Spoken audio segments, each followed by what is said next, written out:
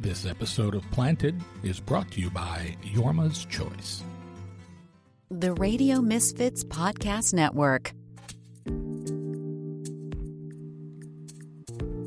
Hello, everyone, and welcome to Planted with Sara Pion. I'm Sara Pion, your host, and today I am so excited to have Robbie Bickett, founder and CEO of Bickett and Boone, on the show today. Robbie, welcome. I'm just so excited to talk to you today. Thank you, Sarah and Jeff, for having us on. We're excited to be here. So, first question, what was your first cannabis experience? My first cannabis experience was probably when I was like in the 5th or 6th grade, and I didn't even know what cannabis looked like. And some friends of ours were walking on our farm up here. We've had our farm since 1798 in Kentucky. And one of the guys was a little bit more advanced than us, than the other kids, and he pointed over and said, "Hey, that's a marijuana plant." And I was like, "A what?" And he's like, "That's a marijuana plant growing right there."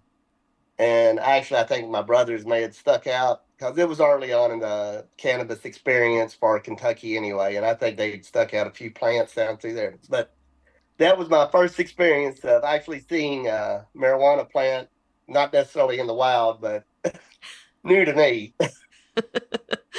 Your family has a rich history with cannabis. I mean, that might be an understatement.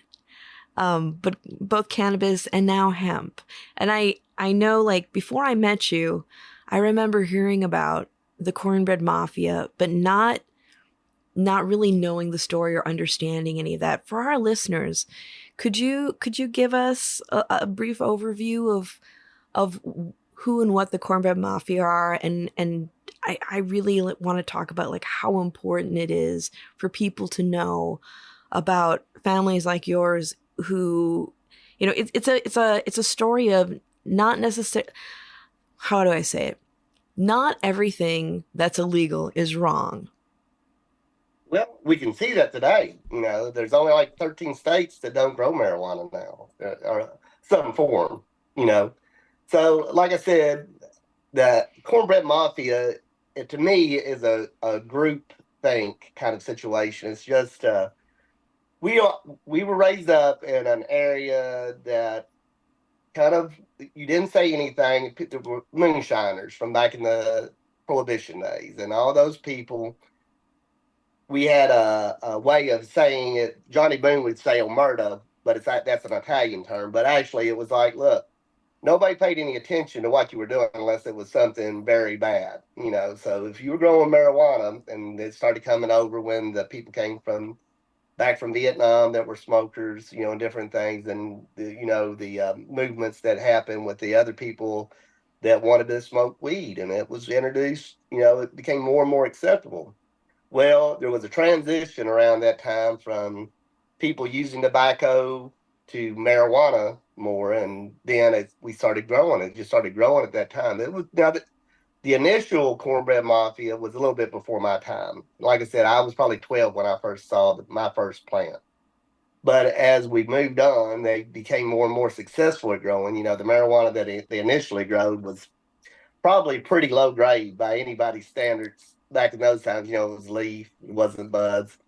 Then Johnny Boone and some of his cohorts started bringing in some really good plants from, we called it Burmese, but I think it was probably an Afghan strand. But anyway, it was the big, heavier cola buds and different things. So Johnny started bringing that in, and then since the media took off, which, you know, was keeping the males out.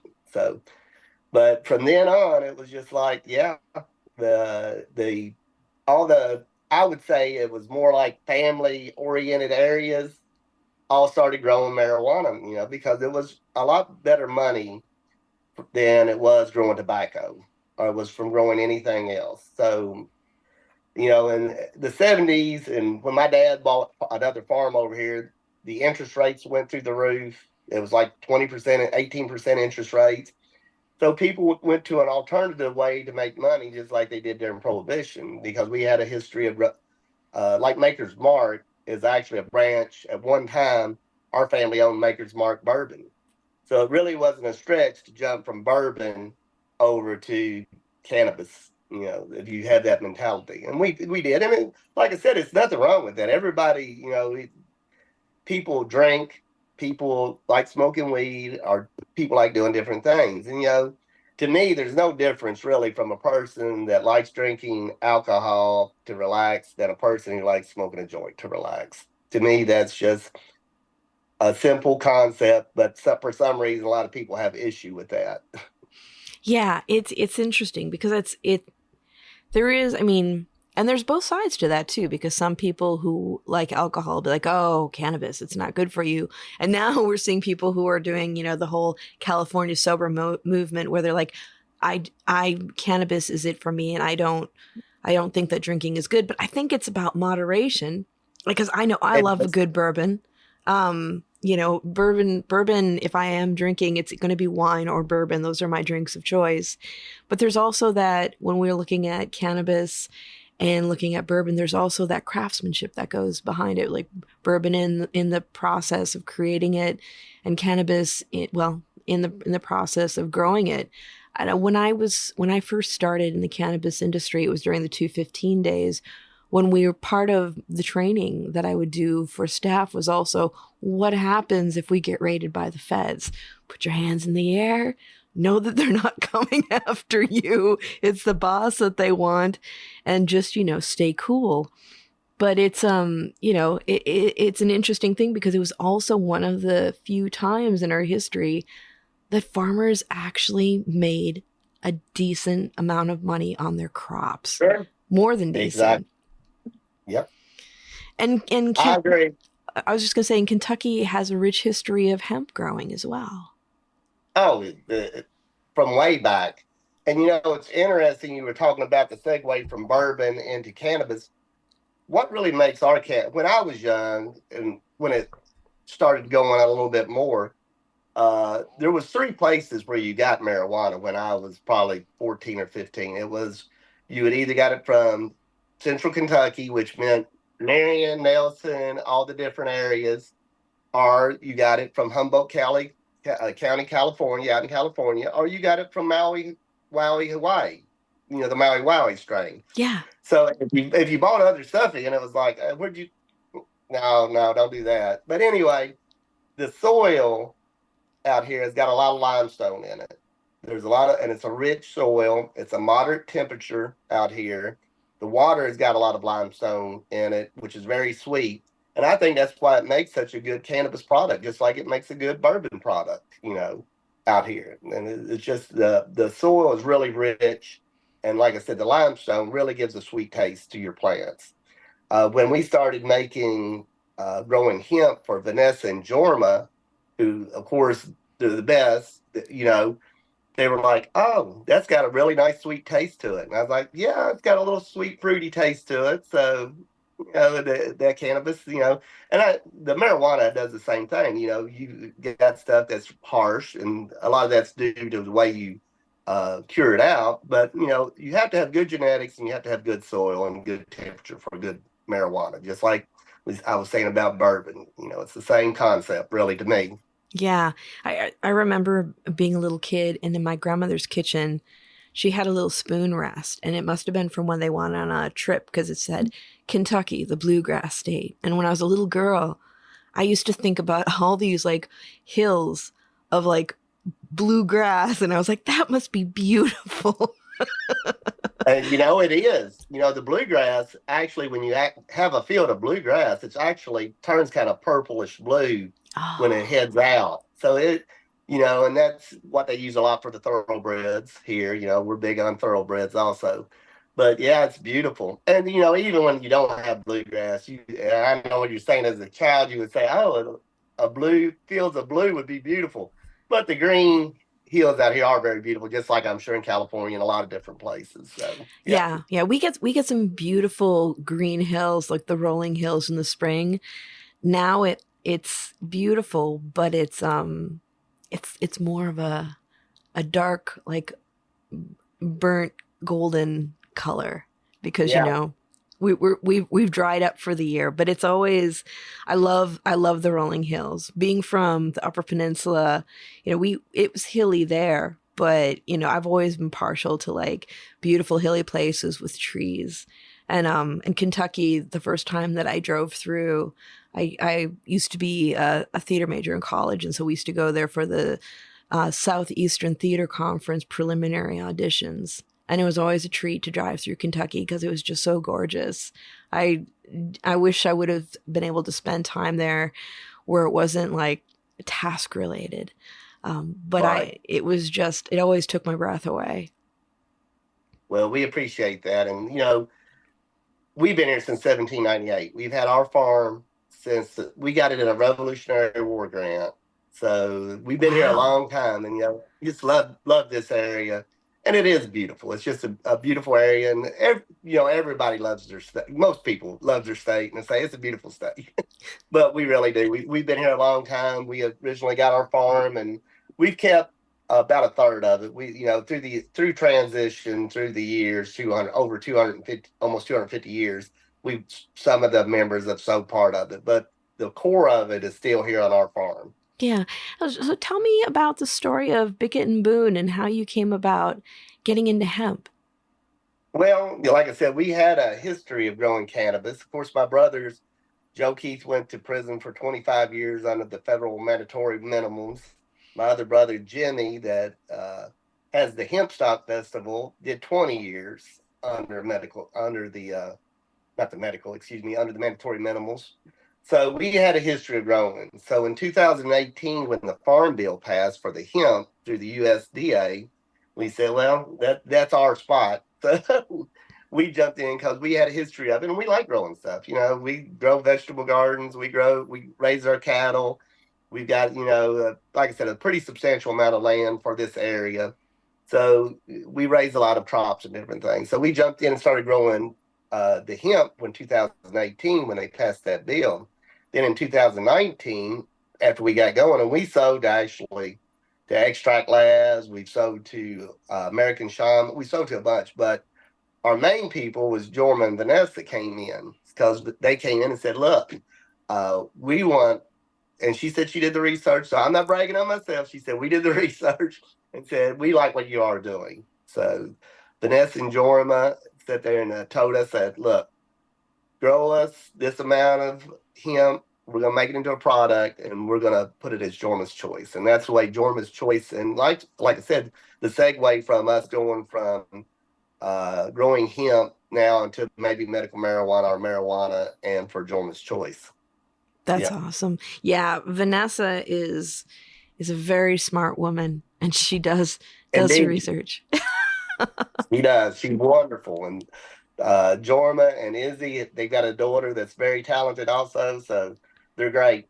They Yeah. are great. Yeah, she's headed off to school. I can't believe it. It's yeah, it's wild. I really love. I just had Yorma and Vanessa on the show, and we were talking about, with cannabis, with hemp, like the different ways that it can be used. And a lot of times, the general public just thinks about it as being an intoxicant, which there's nothing wrong with that either, But I think it's a really interesting perspective from Yorma and Vanessa being sober, going into it from more of a medicinal perspective and looking at it for pain management. I just was interviewed by Forbes about our sponsorship relationship with Yorma, Yorma's Choice, and really talking about the difference between CBD products that you find, in like a gas station or what have you. And, a lot of those are made from isolates, and we see a lot of the synthetic cannabinoids. And there's not a lot of oversight around that, which, as we know, cannabis, hemp, whatever you want to call it, is a bioaccumulator. So we need to be really careful about what we grow it around and grow it in. But really talking about like the importance of broad spectrum CBD products and what that means. And so I don't know if you'd want to have any thoughts around that and like the quality. Yeah, I figured you did. I do. Yeah, when we first started growing, we sat there and did the research too. And we said, look, we're going to use a cherry wine plant. So we use cherry wine. We got a process. We made it into a full spectrum. Well, of course, when, like you said, when it opens up, they start bringing in isolate. Everybody around started selling something that probably been sitting on the shelves and no telling where forever. And it was horrible. And we've had problems with other people using our name, actually selling the product, either selling it under the Cornbread Mafia moniker or the Bickett and Boone moniker, and saying, "Oh yeah, this came from the farm." It didn't. you know People just started, and it's very sad because there wasn't enough oversight, I think, to sit there and say, "Look, you need to say this is," and I've went up to Kentucky Department of Agriculture and said, "Look, you got to have a label on where these products come from." We're an organic. We are organic. We're regenerative farmers, which means we incorporate the nature around our fields into our fields. Uh, and plus, we're Kentucky proud. And Kentucky proud doesn't mean that we're the best at but it means that product has vertical integration. It starts in Kentucky grown, it's processed, and then it's bottled in Kentucky, just like our bourbon. So if you look at it that way, you say, if I have a problem with that product, I'm going back to Robbie Bickett because he's the one that grew it and had it processed and actually bottled. If you get something at a gas station, very rarely do you see any label on it. It's just got a label on it. It may have a code or something. And if you contact those people, they're like, "Well, we got it from somebody else." And then they got it from somebody else. When you get our product, our Jorma's Choice, it comes right back to here. If you have a problem with it, give me a call. My number's there. I answer the phone as soon as you call. That's some quality service. I really appreciate what you're saying about just, it being, grown in Kentucky, manufactured in Kentucky. And it just really, it seems like, just like with bourbon, it's like that legacy of quality and pride behind your products. Discover the power of Yorma's Choice CBD products. When we chose a sober life, we searched for the best CBD to manage our chronic pain. In Raywick, Kentucky, the home of Bickett and Boone, we found the perfect solution. Yorma's Choice is a range of topicals, tinctures, bath salts, and gummies. Choose Yorma's Choice for pain-free living. Shop now at furpeaceranch.com. FURPEACERANCH.com. As somebody who works with physicians and their patients, and a lot of times they'll have patients that are in other states where medicinal cannabis is not available, but they have legal access to CBD products, and they'll ask me for recommendations. It can be really dicey because you want to make sure that it's, somebody who has the COAs and isn't messing with isolates or what have you, because even the multi-tiered marketing around CBD is highly problematic because people are often looking at it as like a cash cow and don't even understand what they're working with. Oh, I've seen it happen numerous times. And what's even worse than that is the people that use the pyramid schemes. They're like, here's a product. And they get it, and they go out and get people to sign up for older people that they don't have any knowledge of it. So they don't tell them how effective or ineffective this kind of dosing would be on them. So yeah, my wife is actually a registered nurse, and she actually got her cannabis license too as a cannabis nurse. So she was actually the one that formulated our products to begin with, some of our products, and then we went on to have some pharmacists and different ones that actually say this is the way we want it. But ours is basically full spectrum. It's just, here's your CBD and here's the carrier, and that's it. Yeah. I love that. And that's awesome that your wife is an RN. My mom is too. She's a hematology oncology nurse, although she's since retired. But it was because of her work as that type of nurse and as a cancer researcher that when I went through my cancer journey, that I used cannabis to help me eat and help with nausea. I mean, I'm not going to lie. I've always loved cannabis. But to be able to see it from a medicinal perspective was really, really eye-opening, is what got me into my work today. That's wonderful, because it is, really, I don't think any of us, beside maybe the Chinese, knew that how medicinal marijuana was, because you really didn't think of it in that way up until, I don't know when the research started, because it's always been like, we don't want to do cannabis research because, I don't know. I have my own conspiracy theories behind that. But anyway, recently more people are saying, it's a medically viable prescription. It's something that you can use instead of using opioids, or you can use instead, like you said, if you did have cancer, to sit there and make you eat, to help you eat, to make food taste better. Yeah. And it's always done that for me. So that's why I'm happy, but no, I'm joking. No, it's true. I mean, it always adds a little extra something. And looking at research, I mean, one of the things that as I started delving more into it and getting to meet some of the federal cannabis patients, the materials that the government had to work with as far as research was pretty bad. I mean, those federal patients were talking about just like how nasty those tins of joints were. Yeah. I mean, they weren't even well grown. No, that's what I'm saying. I can remember when I think they did their first crop in Mississippi or something. It was like some big deal. I was like, so you got the best growers everywhere around, but you want to go, and nothing against Mississippi, but you want to grow it in Mississippi for some reason, And like I said, it's just, to me, my good friend Johnny Boone died. He was in Elkhorn. He was actually in prison when Bickett and Boone started. And anyway, I talked to him and his family about it, and he's like, yes, I'd be very proud. And I went to school with his son, Jeff.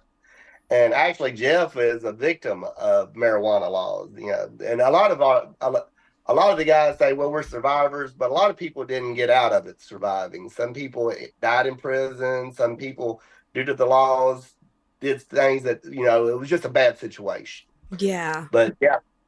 Well, when you're like reflecting on that with, the Bickett and the Boone families being so affected by the war on drugs, how do you think that the members of the family feel now about the changes and the fact that there's a successful company with their names on it now?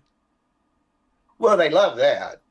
But, it's like I was telling you, the reason we use Bickett and Boone, because Johnny Boone is the godfather of grass for our area. He was in Maxim magazine as the godfather of grass. They were professional growers. My family, the Bicketts, Jimmy and Joe Keith and different ones, and Bobby Joe Schumacher. There was a lot of, like I said, to me, it's more of a group thing. When you use the term Cornbread Mafia, it's more of a group thing for people from this area. Mm-hmm. Like, we're going to grow good weed, and that's what we're going to do. And the government needs to stay out of it. If they don't want to help, just don't do no harm. Right. But they did do a lot of harm. And so anyway, I think the families are very happy with what we're doing now. It still doesn't take away the sting from, like I said, losing people and the immense amount of time that people did, a lot of people, not just in Kentucky, everywhere, did in prison over something now that if you were Elon Musk and you thought about it in that term, that you're just you're a great entrepreneur. Now people that grow and are very successful, they have the bigger grows, well, they're entrepreneurs. They're not really criminals, unlike what they labeled our people as. Yeah. Yeah. And it's just weird how quickly that transition happened, from 30, and it not really that quick, but over a 30-year period. It's just like like prohibition, really. Yeah, it is. It is like prohibition. And it's, it's a short period of time for some people, but if you're doing time, it was a very long time. And the generational trauma that comes with breaking up a family through that. I mean, it's you don't have access to your family members. They don't have access to you. There's somewhere where it's, they're in unfriendly territory where they're not able to be with the ones that they love and live their lives the way they should. And that's something that we're still contending with. Like, people think with legalization, oh, it's great, everyone's out of prison. We still have people in jail over this.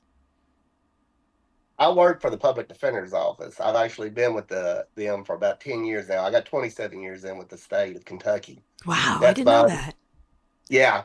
So I actually do what they call alternative sentencing. And you wouldn't believe how many people go to jail in Kentucky for testing positive that are on probation for marijuana, and they still arrest people in droves over marijuana charges instead of using money to sit there and deal with really bad drugs that really are causing problems. They've always preferred to sit there and single out people over marijuana. And why?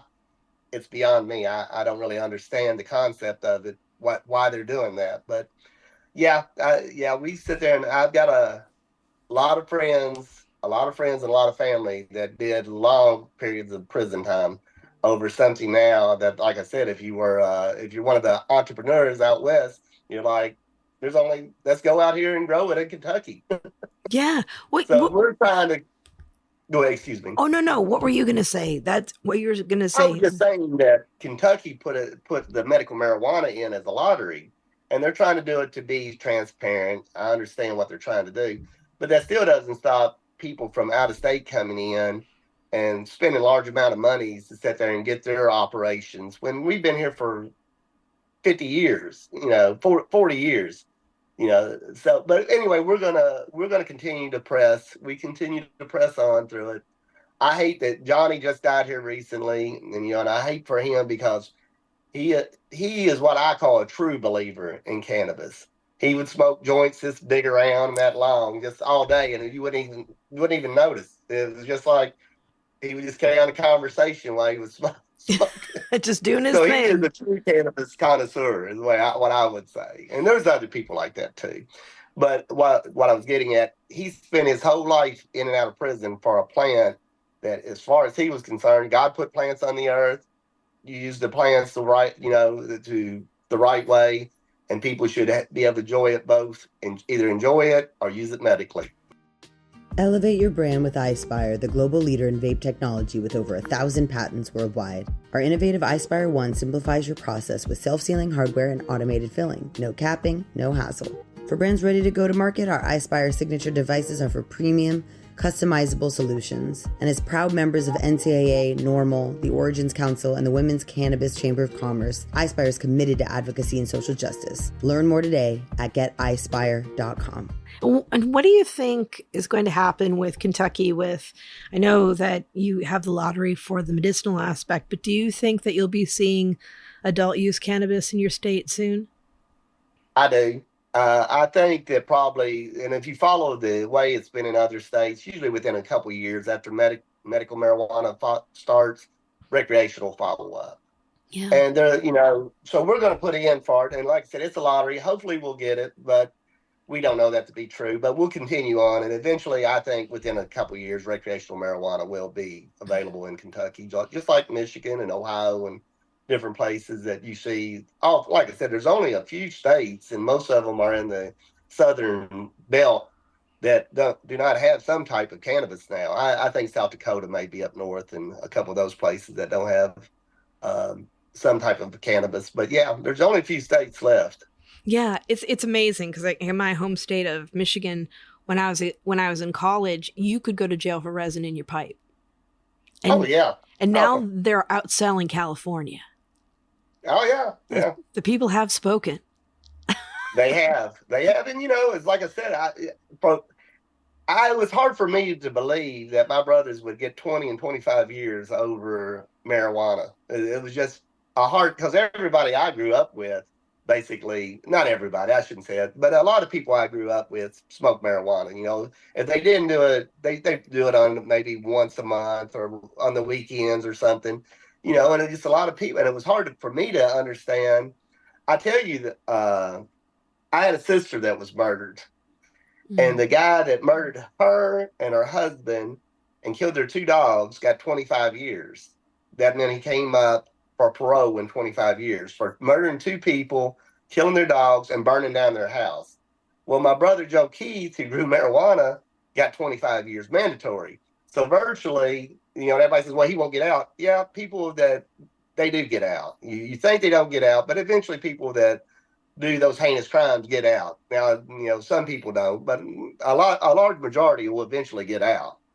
So, but it's kind of odd for me to sit there and think that my brother got 25 years for growing a plant, and it's a guy that murdered 2 people and burnt their house and killed their dogs got the same amount of time. That's disgusting.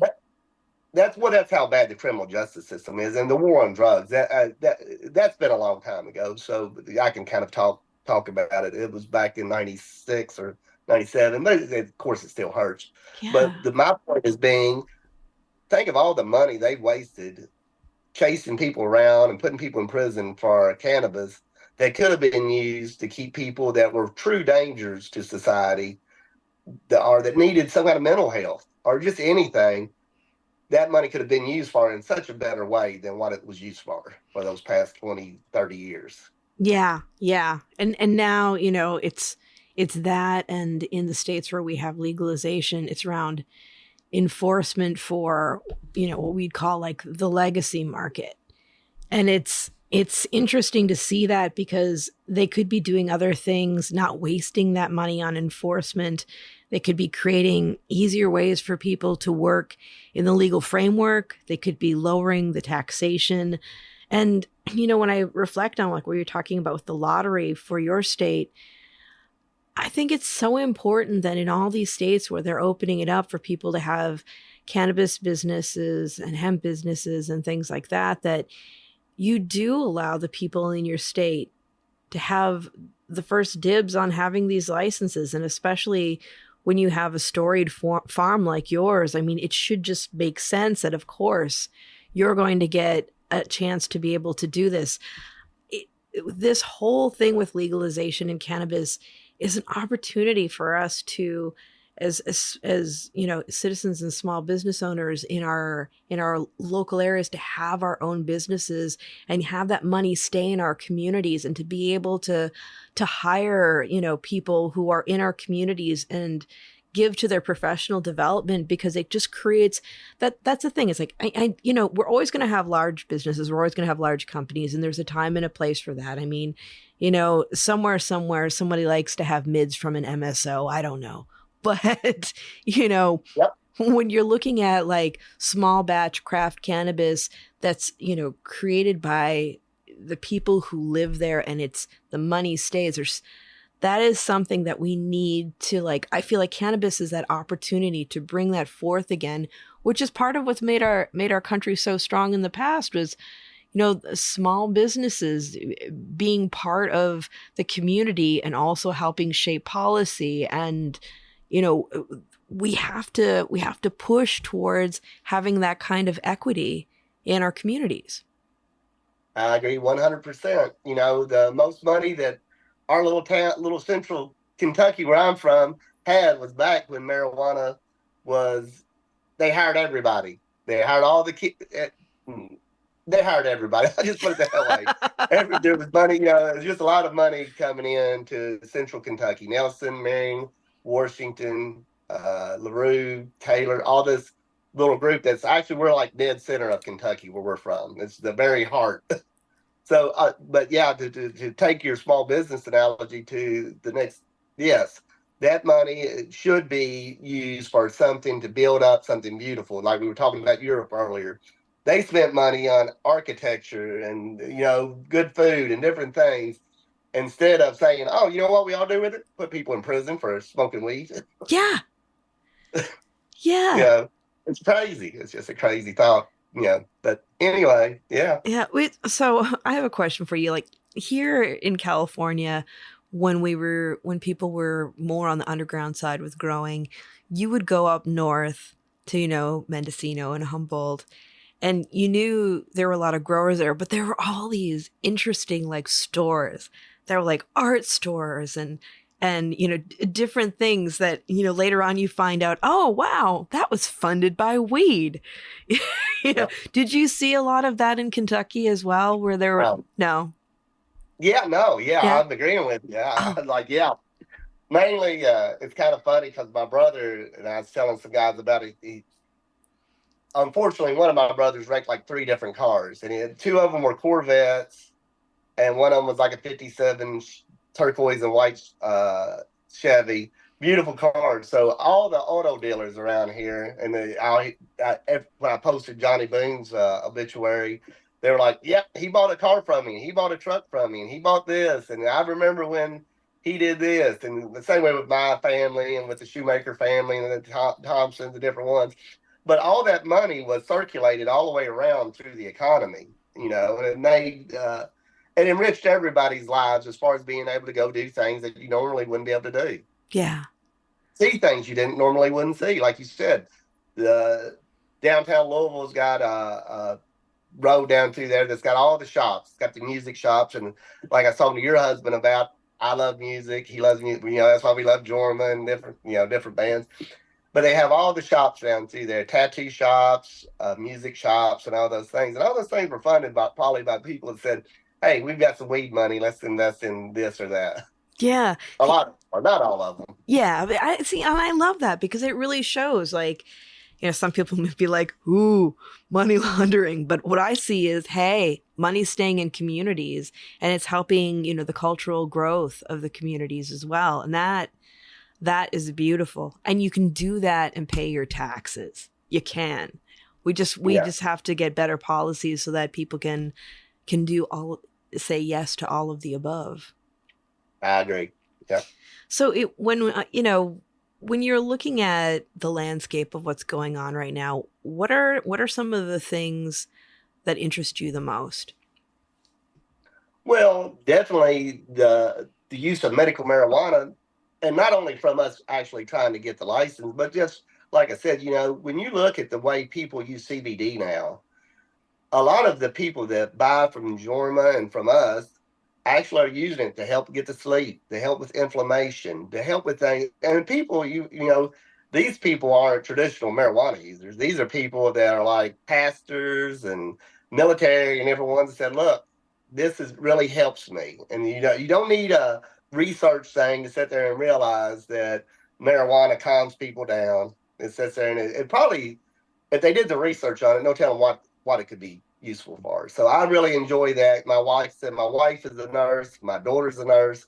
My son's in environmental science. So all of them, we kind of have conversations about, did you read this or did you hear this about, because it's kind of a group, like I said, it's kind of, since we grow it on the farm, it's kind of like they like doing the research and they like kicking things back and forth between them and saying different things. But yeah, but it's really interesting to see where it's going. Yeah, that's really cool. You're like a total science family.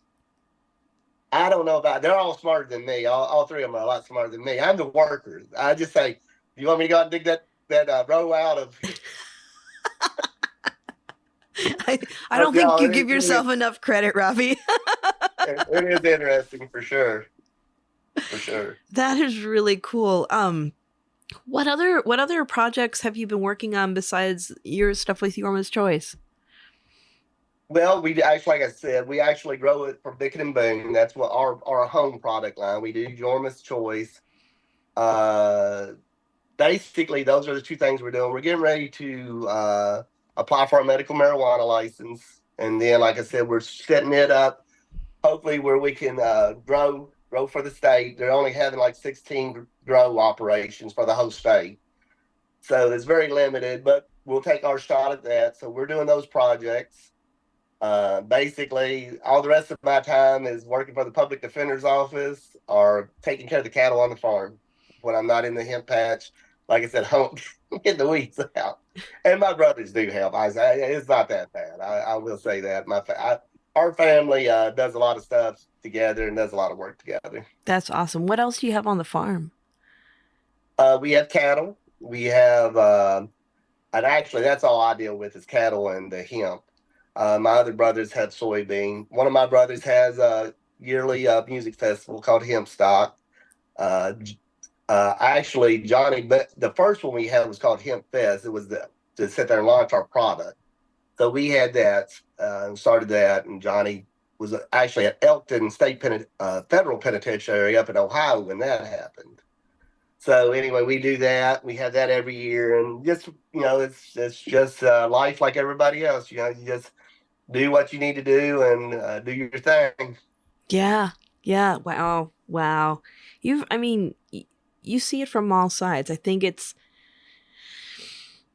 of course, some of the experience that you've had has been from a painful side of it, but you've also you also see you have a unique perspective that a lot of people don't, because cannabis, hemp, and the history around it is so nuanced. And I can't tell you how much I appreciate talking with you today and learning more about this. And, you know, like I said, when I first heard about the Cornbread Mafia, I think the first thing I heard was, I can't remember if it was an article or if it was just a discussion about somebody co-opting your name. And yeah. And I was like, wow. But then I also thought, well, they must be doing something right if somebody's like trying to replicate, you know, what, not necessarily replicate what they're doing, but co-opting, you know, their good reputation. And I was like, well, I got to learn more about these guys. Well, we certainly appreciate it. We do. And, you know, it's, you know, it's like anything, the originals, you know, we're the originals. We did it. So we appreciate people like you letting people know that this is what's going on, because a lot of times somebody today, a girl got some shirts and she said, do you have that one that's got a gold trim on it? I said, no. She said, what's Johnny Boone is with you? All right. I was like, yeah, but that doesn't stop people from doing what they do. So, Yeah. So the only way you actually let people know is by doing like you're doing. You know, you get to interview people and get to the truth of the thing.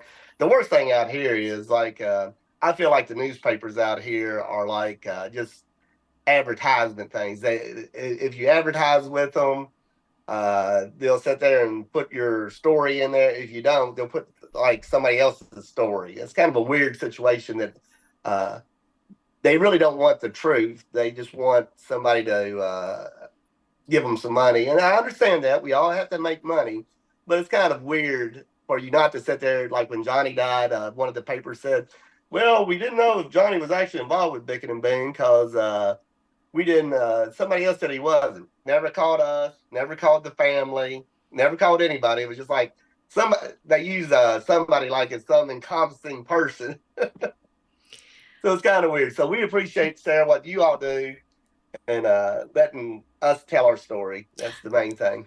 Yeah, well, that's what I'm here for. You know, I really feel like people need to do their due diligence with information, because there's so much misinformation out there about our history, you know, where this all comes from. Your family, you know, both families were a huge part of that. I think, you know, even like when we look at our own industry, there's a lot of misinformation about, you know, the benefits, like, because there are those people that are like, I always joke when I'm like, I love CBD, but we, you know, for a while there, when people were really looking at it as like the green rush, you know, part 2, they're like, I used to joke, I'm like, it'll save your marriage, it'll wash your car, it'll do all these things. And it's like, yeah, it's like, well, let's be realistic. I've heard it. Yeah. I've heard it. And I just kind of, and you can go back to ours. I've heard people go online and sit there and say, oh, it'll cure tick bite, whatever, just crazy stuff, you know. And I was like, man, that is just so brutal, you know, because it's a great product in and of itself. And for what, the only way you can tell if CBD or cannabis is going to help you, if you got a problem, try it out. And then if it works, you know that it's going to help. Don't listen to somebody, and I call them snake oil salesman, that says it'll cure, like you said, it'll cure your marriage problems. Just take it and go. So it's one of those crazy, you know. It's some people, and I'm not going to say anybody's name, but people that are really money oriented, you know, in the cannabis business, instead of being just wanting to help people, and like I said about the pyramid scheme people that go out and get 25 people and say, look, you go out and talk to these people at a nursing home and get them to buy this and you'll get 10%. You know, I really have no respect for those type of people. I like for people to sit there and try our product. If they don't like it, we'll give you your money back. You can send the bottle back, or you can send the gummies back and say, that's not for me. That's wonderful. But if you enjoy it and you enjoy a good quality full spectrum CBD and hopefully a good medical marijuana product, we'd like for you to try ours. Because like you said, we put in the time on it. At least my brothers did. I didn't really do any time, but I was lucky. I'll just knock on wood on that kind of situation. I was younger. Looking to grow your cannabis business and expand your network? Join the National Association of Cannabis Businesses for just $50 a month and unlock exclusive access to new commercial opportunities and clients across the industry. Enjoy special discounts, free advertising, and access to members-only content. Whether you're starting out or scaling up, NACB tailors its memberships to propel you forward. Visit nacb.com now and join the leading community dedicated to cannabis business excellence.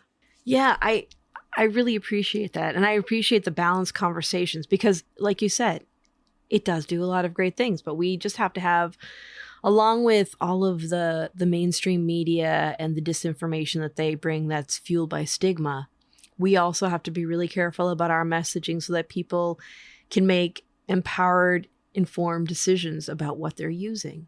And I, I have to say, like, I got the products. Vanessa sent us a bunch of the products and they're beautiful. And I really, and as somebody who has tattoos, I really like the tattoo shine. So I show you my art tattoos, and and the stick that was a really good one. They're all great, but we always like to mess with the topicals first. When you look into the future, what are some things that you're excited about?